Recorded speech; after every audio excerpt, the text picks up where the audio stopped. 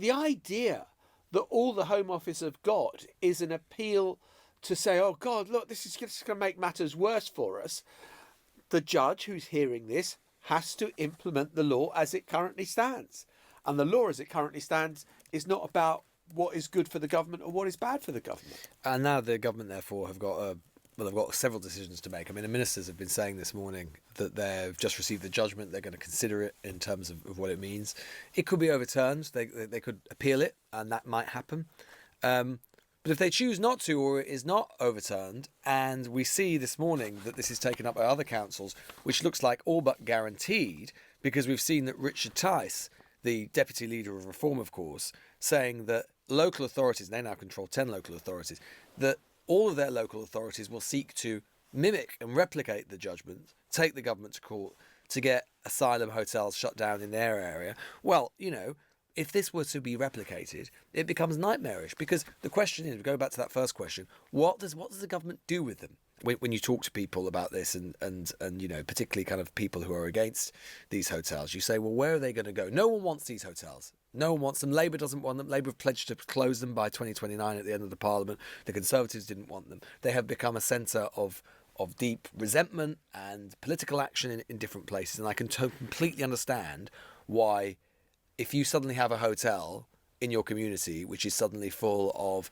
people that you don't know, who maybe don't speak English, who sometimes, maybe commit crime, not all obviously, but that can happen. I can totally understand why you might be really pissed off, you might be really worried, you might be scared, and you hear things that people say about them and so on. But the question remains, where are they going to go?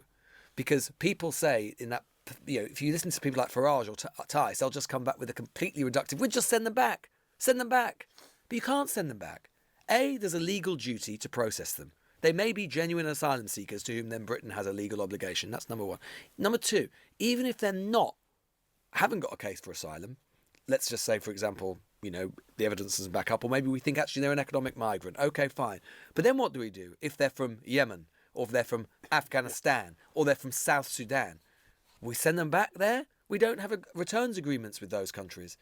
I've said it before on the show, what are we supposed to do? Just parachute them in? We can't. There aren't charter flights to Kabul going from Luton Airport. Not presently. And therefore, what do you do? And even leaving that question to one side, you still have to put them somewhere while they're being processed. So now, if asylum hotels aren't the answer, the only other answers are social housing, of which there is precious little supply, things called HMOs, houses of multiple occupation. Yeah. So like bed sits, basically, big blocks and whatever, where you basically just sort of shove people in. Big problem with those that, they can be difficult or unsanitary, whatever it happens to be. Or the private rented sector. So basically the answer is they'll be in the community, separate around. Now people don't want that either. So what do you do? I don't know what you do in this situation, but the problem is with the debate in this country about this is that it presupposes there are no trade-offs, that there's just an easy answer. But there isn't an easy answer. Both Tory and Labour governments have struggled to know what to do with this, because it is very, very difficult. Just going back to the Dan Jarvis clip that we